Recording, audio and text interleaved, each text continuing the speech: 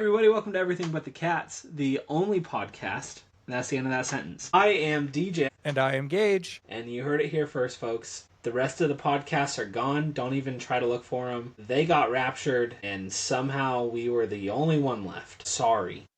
True story. Just kidding. You're welcome, is what I meant to say.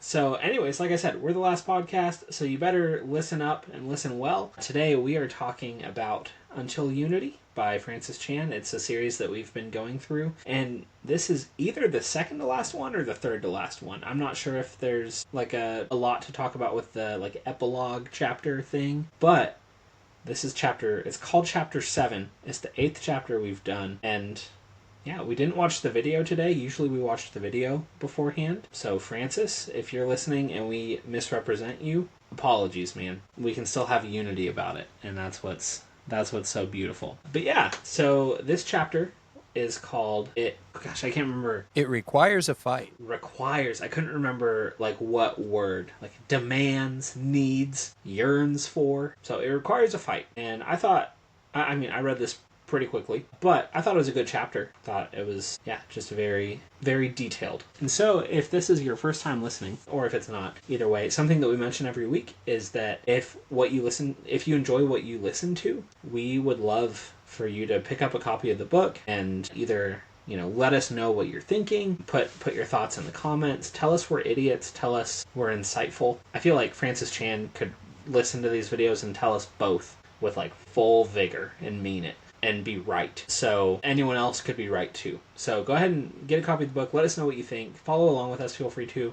Like I said, we're getting close to the end, so read fast, I guess. And if you read fast enough, we would love to have people on for an episode. So yeah, we would love to have you on. Love to invite you onto this episode. If you've been watching our podcast all together, you know that this is a season where essentially we're doing a chapter of this book, and then the next week we're having a guest or guests on. So, what's another guest? Join us. We're on a quest to have every single person on planet Earth on our podcast at some point. So before you die, get over here. Anyways, I'm sorry. One day I'll be good at intros. That's what we're doing. We're going to go ahead and jump on in. And the first thing that we always do is we just ask if there's anything that kind of stood out. What did we highlight in our reading? And so, Gage, what did you highlight in your reading? So I highlighted a lot. Yeah. Because this was a good chapter. It was a long chapter.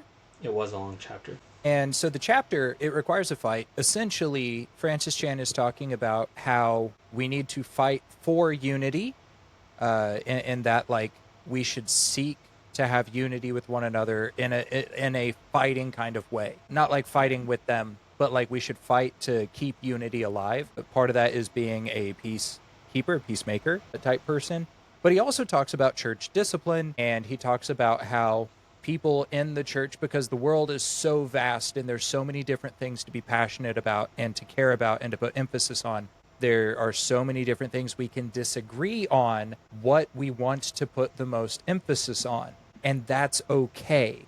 Because in order for the church to be the church, we should have people who are passionate about different things in the church. Like there should be people in your church who are passionate about homeless ministry. I think all of us should be passionate about that, but there are certainly going to be people who are more passionate about it than others. I think that people in the church should be passionate about human trafficking, but there are obviously going to be people who are more passionate about it than others, and so on and so forth. I think back to Ozark. And so Gage and I went to Bible college. We've talked about this before. And when you show up to any college, right, there is one icebreaker question that is the icebreaker question to end all icebreaker questions. And that is, so what's your major? And you're trying to figure out if you and this person are going to be friends or not. Like, are you ever going to see them again after this moment? At Ozark, you're going to, because it's like 600 people. But at like a big college, if that guy says a different major, like maybe one day you'll be like, why am I friends with this guy on Facebook? Like that is the level of interaction that you're going to have from that point forward. But I remember at Ozark showing up and everyone's got their major. Like people are like, they want to do missions, they want to do youth ministry, they want to preach. And I feel like the number of conversations I had with someone like who didn't share my major. So I did intercultural studies, which is missions. And like the number of conversations I had with people who didn't share my major, where I'm like, I can't fathom how missions isn't the most important thing to you. Like, it just, I trust that you're right with God and you're good, but it doesn't make sense to me that this thing that's so important to me isn't the most important thing to you. And I think that I don't think that I or anyone else was guilty of like, that guy's not into youth ministry, loser, or like guess who doesn't love Jesus, or anything like that. But like when we take those things and we make them bigger, like, so you're not into that, so I mean Jesus was, like, I guess there's room for it creates potential for unhealthy disunity. I think if I had to summarize this chapter, I would use, it's a very similar sentence to how Francis worded it. And I'm sorry if I cut you off. You feel free to continue afterwards. But very similar to how Francis worded it. I think that when I read it requires a fight, there's a chance that I read that and I'm like, okay, yeah, like I need to be like all about it. I need to be passionate about it. And that's not what he's saying. Like, yes, it requires passion. It requires us to yearn for unity. But he, like, when he says it requires, like, he means it will require conflict. Like, it's going to require people in disunity, like, butting heads, and it's going to require, I mean, that in a nutshell. Like, it's not a fight like a basketball game and like running harder at practice. Like, it's a fight like trying to convince your family member to take their medicine when they don't want to because you love them. So yeah, I think that's a good way to do it. I think, yeah, the chapter, like I said, it was good. There was one quote that I wrote some secondary notes about, and the rest of it, I underlined things all throughout because, like I said, it was just full of good stuff. And I think I've also been reading another book called Thinning the Veil by Shane Wood. It's coming out soon. I'm reading an early copy of it. It's a good book. You should look at it, people, when you get a chance. I'll leave a link to the first chapter. It's a good book. But one of the things that he talks about, specifically in the book of Revelation, is that worship is war. Not in that worship is about fighting, but that worship is how we fight. And Francis Chan began this book by saying that in order to have unity, we have to take a posture of worship. And I think, like, the fight that we do is in worshiping God together and in finding a way to worship God together in spite of our differences. And so that's the fight. It's our worship. We win not by defeating people's ideas, yes. not by defeating other people we disagree with or anything like that. We win by being united in Christ Jesus, by the blood of the Lamb and the word of our testimony. That is what we win by. We win because of Jesus. And if we're all focused on being more like him, it doesn't matter what differences we bring to the table. We're gonna get there. That's a good word. But Sorry. Go ahead. Sorry. I mean, you take it. I was going to say, I just have one quote. I'll let you go, but I just have one quote and one Love note it. that I wanted to say about it. Yeah, And then we love can it. get into the questions and stuff. Unless you have more you want to say. No, I mean, I was about to say let's get into church discipline. Oh, But yeah. I don't know, like, if that's what you're about to talk about. So you should talk about what you're going to talk about. That is what I was about to talk about. Beautiful. So let's take it from the top. Let's get into church discipline. Youth pastor voice. Yeah, so there was church discipline is a thing that I think is very difficult to discuss. Yes. It's something that I think we do very poorly in the American church, not because we don't hold each other accountable to things, but because if we remove someone from a church, quote unquote, they just go to the one down the street, or they leave the church altogether, or something else. And this quote that stuck out to me is kind of goes along with that idea. He says, "The hope of removing unrepentant people from fellowship and delivering them to Satan is for their eternal good." Which is what Paul says church discipline is you essentially are handing people over to Satan, handing them over to their sin so that they would come back to Jesus, realizing kind of the emptiness of what they've pursued. And he says, for their eternal good.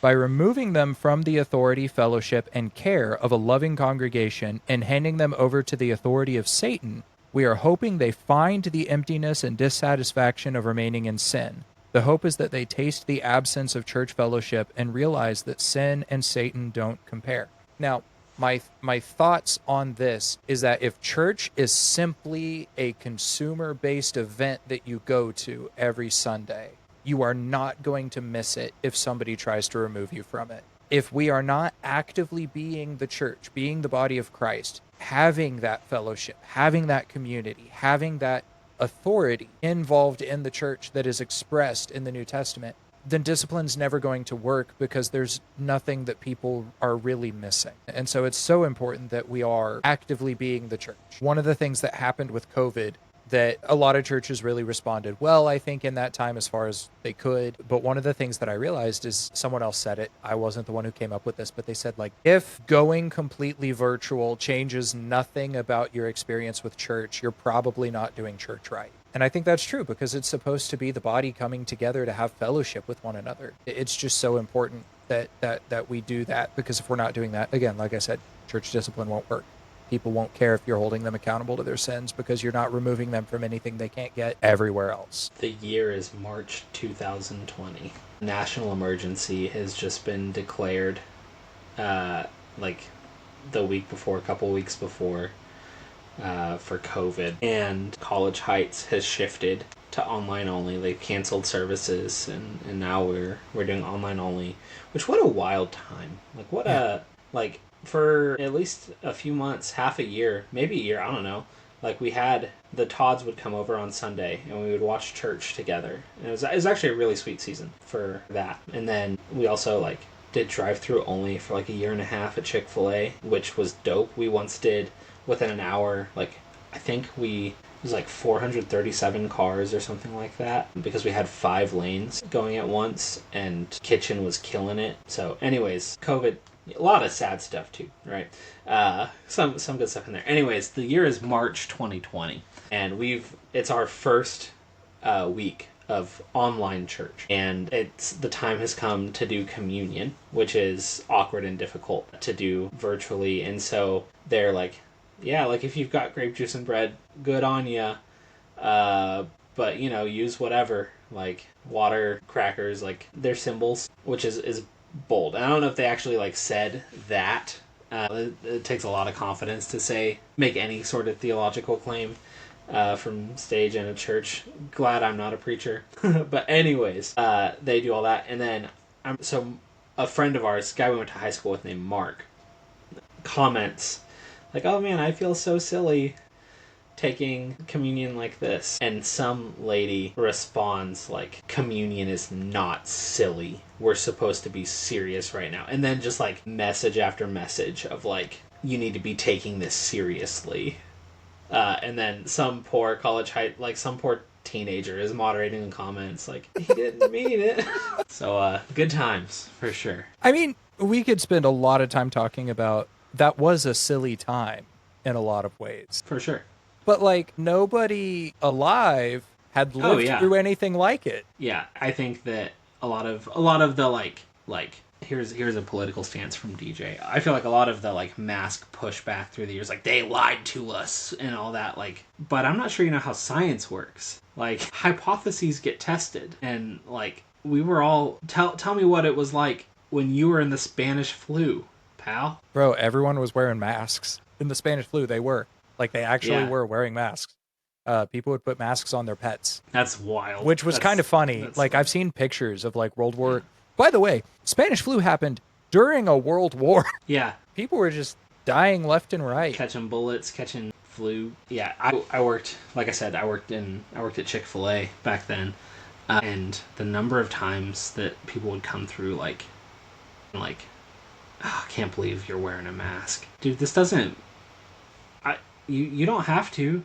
I don't know. A lot of them, I can go nuts about a lot of the mask stuff, but that's not the purpose of this episode. Yeah.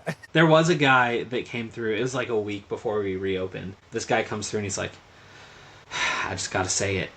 It's time for you guys to reopen the inside. Like, it is ridiculous that you've gone on this long, and it is high time you guys reopen the inside." And so I'm like, okay. It's like, I'm not a manager, dude. Were you a manager? I don't think I was a team leader yet. I don't think I was leading shifts yet. But like, all right, man, that'll be like $5. Like, okay. But then we reopened like a week later, and I'm like, oh crap, this guy's gonna think that he did this. That's really funny, though. Nothing less than for that guy to think that he's the reason this happened. See, I think we could... Let's move on. Yeah. Yeah, we can. Anyways, Francis Chan, Until Unity. Gage and I check out this rapport. Great unity. And it is hard earned. I don't know that there'd be any points. TJ, look at the time. Never forget. Make a wish. I don't know that there are any points in our friendship where it'd be like, oh man, this took a fight. I don't know that that's true. But like it's very rare that there have been points where it's like, oh man, this demanded a fight. Like I feel like we used to butt heads a lot. And then slowly, just over the course of life, like the sharp edges that exist on both of us have been sanded down, and like we're just better now. Like I can think of moments where we've like stood in each other's way, and like in a good way. But yeah. Anyways, I don't have any more quotes. I had a few more quotes, but we don't need to have any more quotes because it is currently 9:12. Never forget. Alright, it says to watch the video. Watch the video. Watch the video. Alright, in order to sustain a movement toward unity, we're going to need the faith to believe God wants to do big things, as well as the discipline to be consistent and work hard in the small things. If all we do is talk about what the church should be like, we will not grow in unity. If we get overwhelmed by the enormity of the task and begin to settle, we will not see revival. We need to entrust the big picture to the Lord and run hard after whatever is in front of us, believing that our efforts will not be in vain. Man, question 1 is so long. Examine your life. Think through your relationships with your family, spouse, coworkers, and church members. Are you seeing them the way God sees them? Are you loving them? This is 3 questions. Are you loving them as you love yourself and using your words only to build others up? Or do you see patterns of behavior and attitudes that you need to repent of? It's a very personal question, too. Yeah. I think that I can be selfish in how I love my family, my immediate family with Angela and Isaiah. Like, I think that it's very easy for me to fall into the mindset of, like, not like they exist to perpetuate, like, the story that God is telling in my life, but not that sometimes. And I think that that's something that I've kind of just recently started thinking about and like trying to process like I just saying it like, okay, that's not healthy, like that's not hard to pick up, but just like where does that come from, what do I need to do about that? Yeah, trying to process all of that. But I think that that's something that I've identified recently, and it's not like it's like an all the time thing and that my only interaction with them is selfishness about how like they need to write my story well or whatever, but it is like a thing that I can see some, or like, nah, don't need to get too deep into it, but like, I definitely see that sometimes. I think my mom has started listening to the Until Unity episodes, I think. Shamer, say it. Sorry, Mom. I think sometimes for me, I look at the people around me and I don't necessarily see them as a hindrance. I don't necessarily see them as like, I see them as almost inconsequential because I'm like, this isn't where I want to be. So I don't know what your role in my life is right now. And I don't know how to view you as God views you. And that's nothing against the people. That's like, it's just like, it's more of me being dissatisfied with where I am than it is anything to do with the people around me. Because like, I love my parents. I appreciate them. I love my sister. I appreciate her. I love the friends that I've made here and I appreciate them. But like, I don't want to be a 30-year-old living in my parents' attic, you know? Like, it's a nice attic. It is a nice attic. But like, you know what I mean though? Like I don't want to be that. Yeah, no, I definitely get that. And so it's one of those things where it's like, I don't want my dissatisfaction with where I'm at to bleed into the people around me.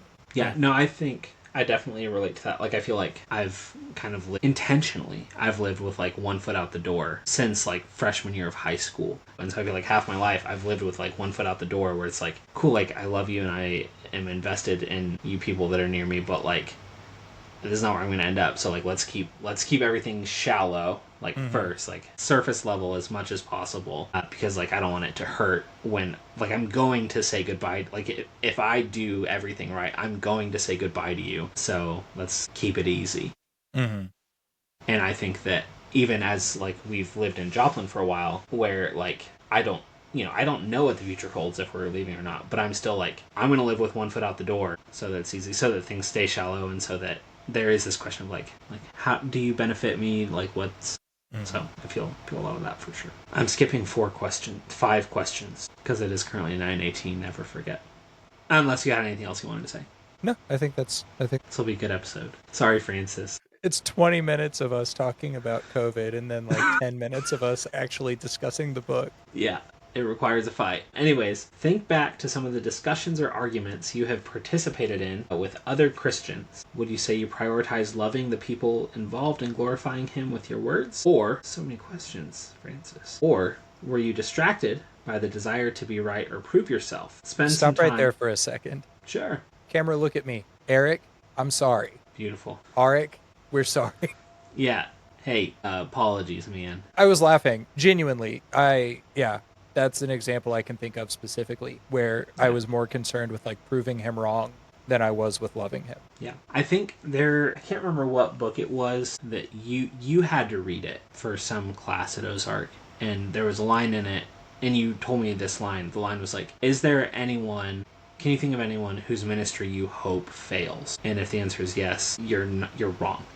I don't remember this. Yeah, I don't remember what the book was. I remember who we both thought of when you read it, because it was like freshman or sophomore year. Bro, it could have been any year of Ozark, and that would have been my first thought. Literally right now, when you said that, and I was thinking college, that was my first thought. Yeah.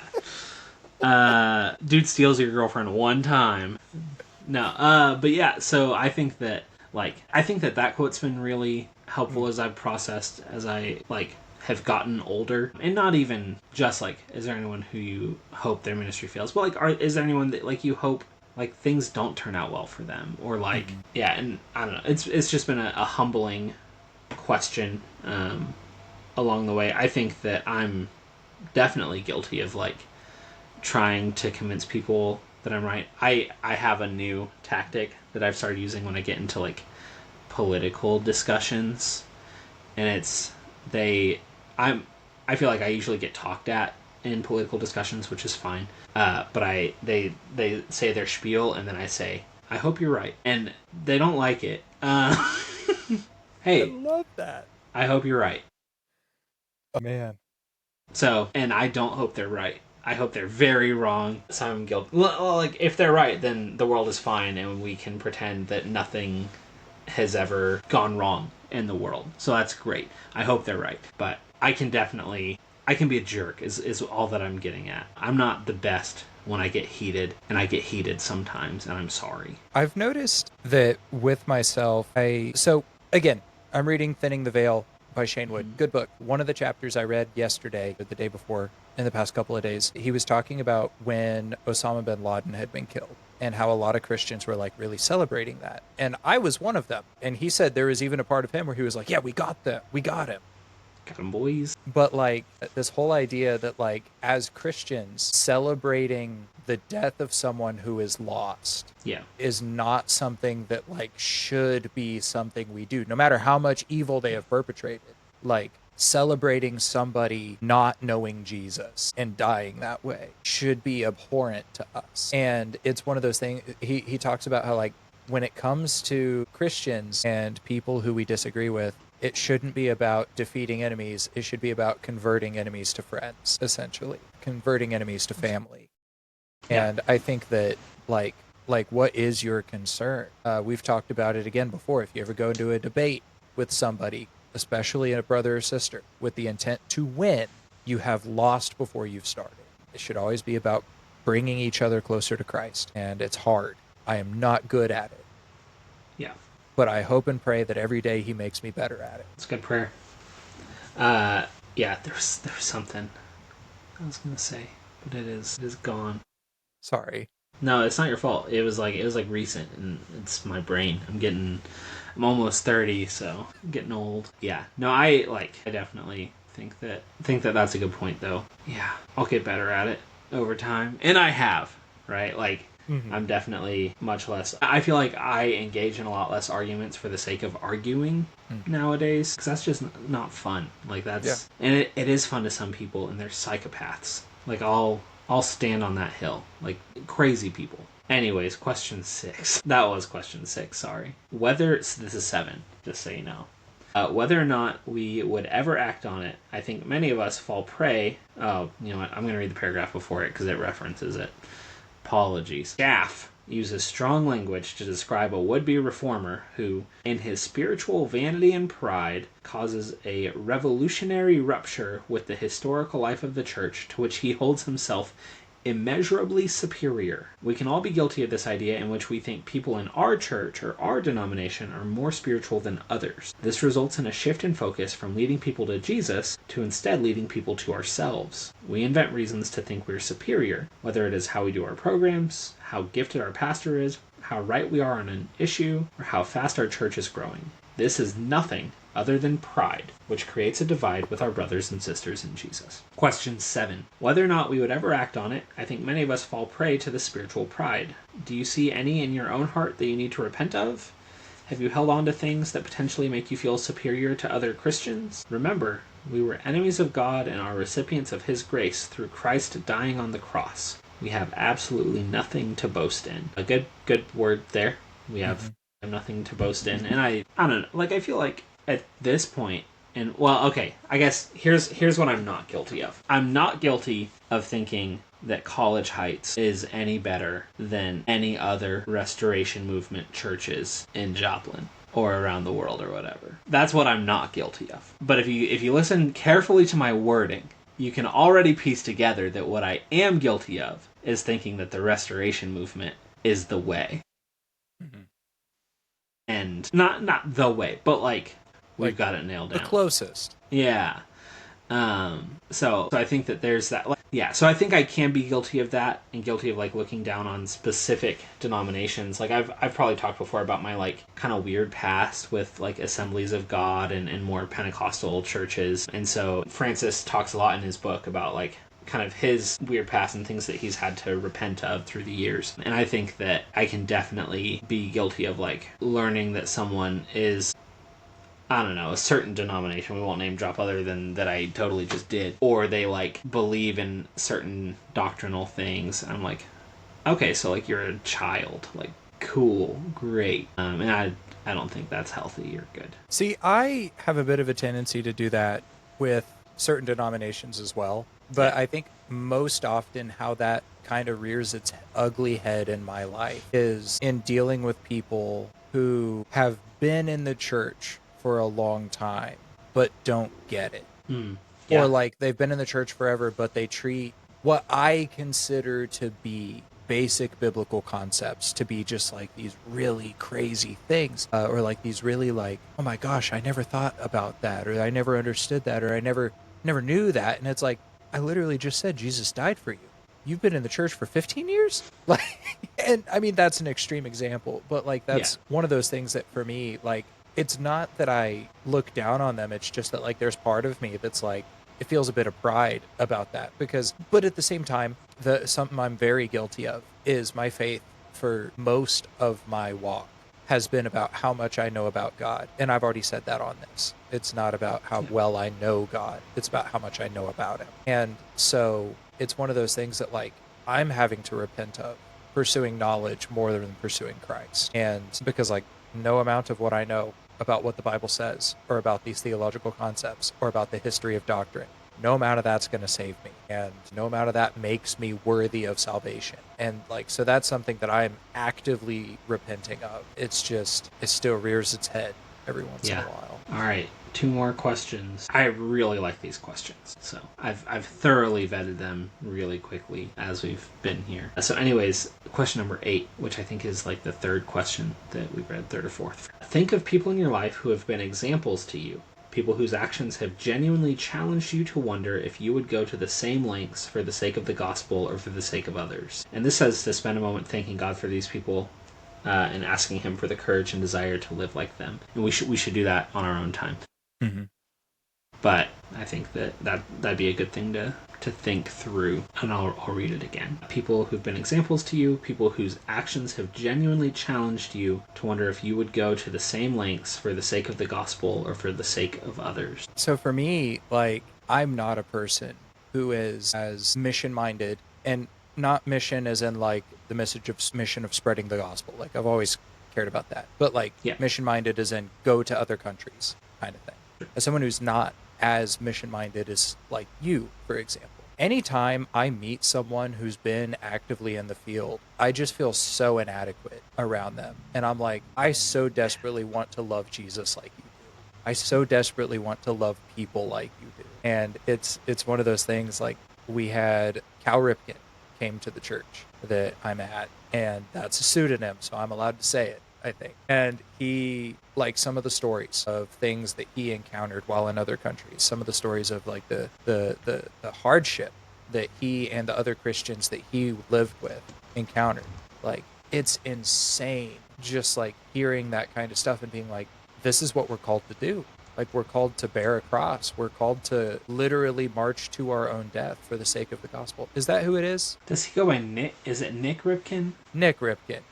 Cal Ripken is a He's baseball a player. baseball player. The things he's gone through on the field. Like, one time there was a fly ball. Nick Ripken. If the shortstop had just thrown it to him, the guy would have been out, but he didn't. Oh, that's funny, and I need to keep it in. Yeah. Nick Ripken. I don't know you, Cal. Sorry. Let me look up Cal again so I can see what position he played. He was a shortstop and third baseman. But yeah, when I hear stories like that, and then like our home church that we both went to in middle school, high school, and parts of college, we like partnered with certain missionaries and those people who were in countries where it is illegal to proclaim the gospel and stuff like that. And they would come and tell us about the lives being changed and about the things happening. Like, I'm just so grateful for those people and for the work that they're doing and the work that God is doing through them. And it's just so inspiring, the love for Christ, the love for his bride.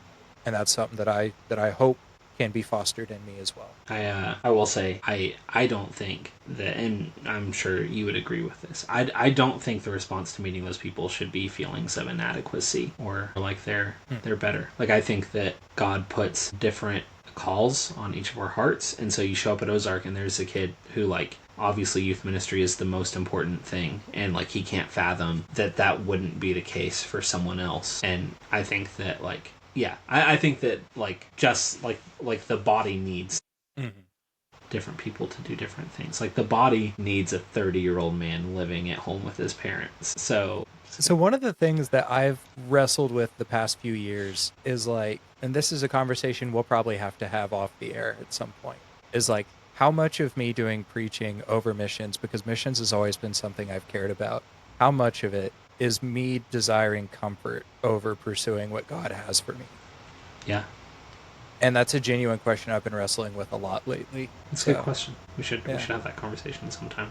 It sounds like a really good conversation and good thing to think through. I mean, I'd be curious to see what, just like going back to the idea of urban, like, city ministry would look like. That's true. Yeah, so I think back to it, I think that's a really good answer, though. And it's definitely easy to see. Like it's easy to see people that have had to sacrifice something. And I was talking to a friend of mine recently, and I read an article a while ago that said, like, probably one of the worst things to ever happen to the church was, like, to happen to Christianity was when it became, like, the state religion of Rome. And then all of a sudden there was this idea that you could, like, both, like, love Christ and, like, have and pursue power. And I think the people that, like, willingly give their power away and, like, give what they have away to serve others, whether that's missions or that's like giving to the poor or, like, just being super generous with their money. I think that, yeah, there are a lot of people out there that do that in a really incredible way. I'm trying to think if I can name anyone, like name Mickey Mantle. Yeah. So famous missionary Babe Ruth. Perhaps you've heard of him. That's so good. No, I can't think of anyone, but, like, I'd agree with your sentiment. I think that's really good. No, I'm gonna sit here until I think of someone. Dang it. If they're still actively in missions, maybe we shouldn't put their actual names out. No, I won't. I'm like, I feel like the person that comes to mind for me is Darren, who, I don't know if you've ever had lunch with him or anything. I would recommend it to anyone. Darren's just a solid guy. He worked on the missions program at Ozark. Works. And I feel like I would never, like, I did lunch with him a lot, or, like, meals or whatever. And he was just always very encouraging.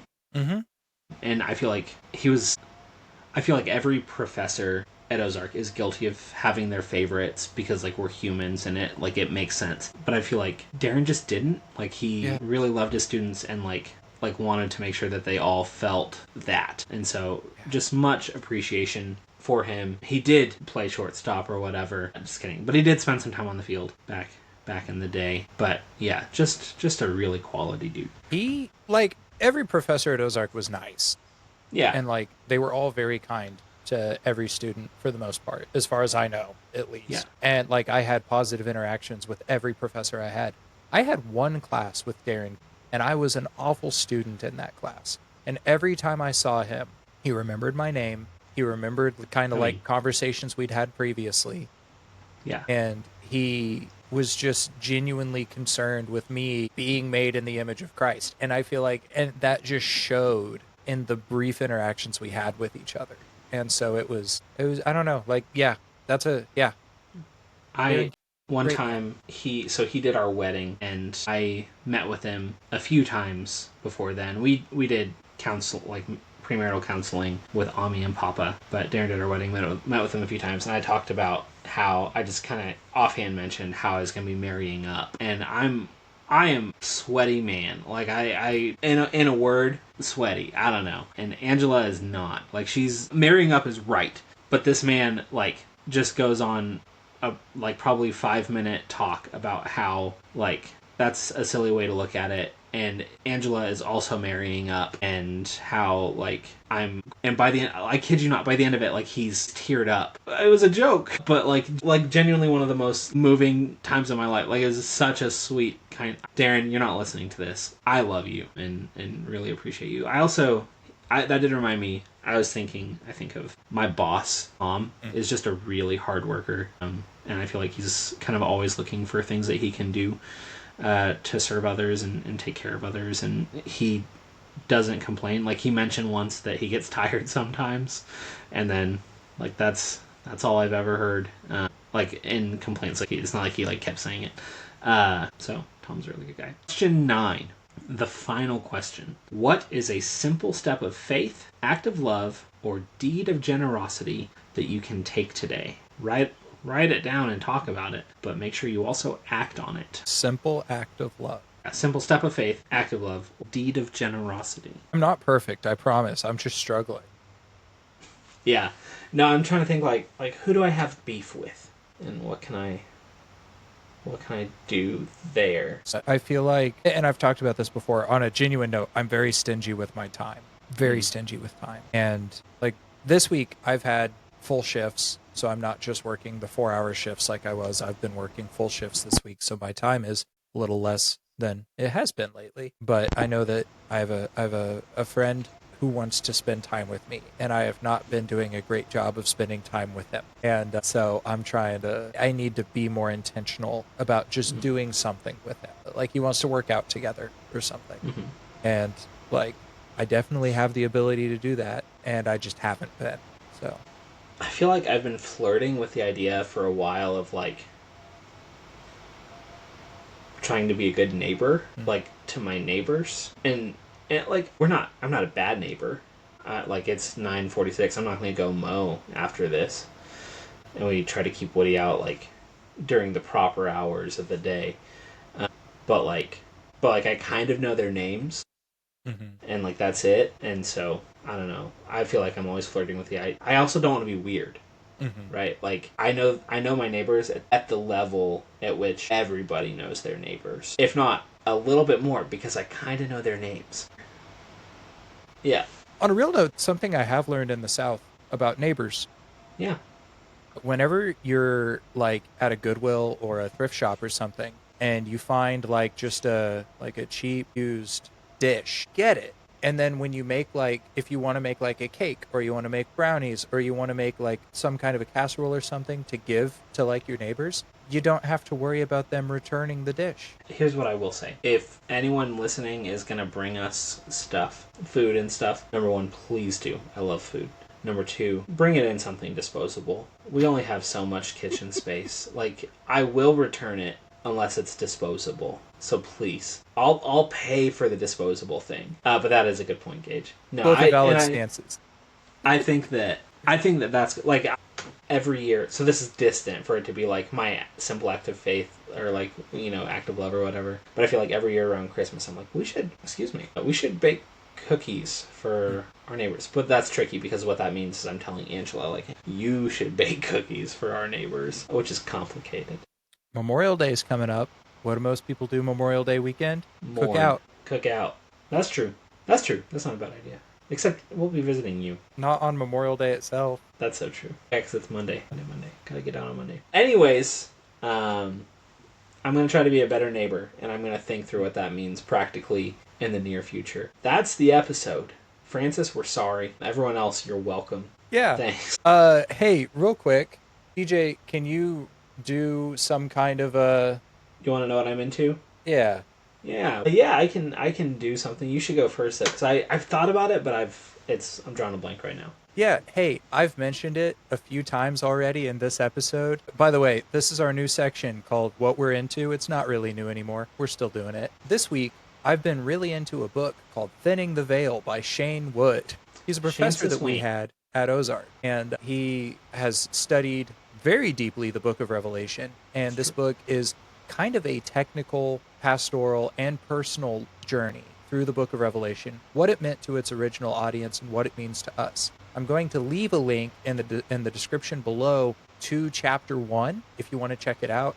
And you can also pre-order the book through Barnes & Noble and Amazon, I believe. I'll leave links to that as well. But it is really good. It's been, especially in the season of life that I'm in, it's spoken to me just a lot more than I expected, surprisingly. So I would recommend checking it out. And if you're just interested in the book of Revelation and kind of what that means, it's also really good for that. So, yeah, that's what I'm into. I've got 2, which feels like cheating. But bro, go for it. What if I'm not into them next week? So I got a new PC because my old one has kind of crapped out, more or less. I could probably take it and get it fixed for like $500 or something. So not worth it. But anyways, got a new PC, which came with a free month of Game Pass. So I've been playing a few games on Game Pass, but one of them that I've been playing is the hit. Like, I'm not bringing up something that's like small here, but I've been playing the like Claire Obscure Expedition 33 game. It is probably the most beautiful game that I've ever played in my life. Like, the music, the art, like the story is moving so far. Like, beautiful game. I've really enjoyed it. My Game Pass ends in exactly 2 weeks, so we'll see what happens. And I'm still kind of working off the new computer, so we'll see. It might have to sit on the shelf for a while. But wonderful, beautiful game. I also have fairly recently, just kind of over lunches, been working on learning game development in Godot, and I'm not good because I'm very fresh. I've got some programming experience and a little bit of Godot experience, but really not a lot. So just playing around, working on, again, this is like over lunches, working on making Pong. So I'll let you know how that goes. Currently, what I have is, Energy knows is what I have. What I have is that I can move my paddle up and down. Sorry, my nose is so itchy. Anyways, I can move my paddle up and down, and the ball, it can like hit the paddle, and that's what I've got. So the paddle is constrained. It can't go out of the top of the screen or out of the bottom of the screen. So that's good. I'm working on getting the ball to like bounce, and I bet it's really simple, but the code I did is not it. So anyways, those are a couple things I'm into right now.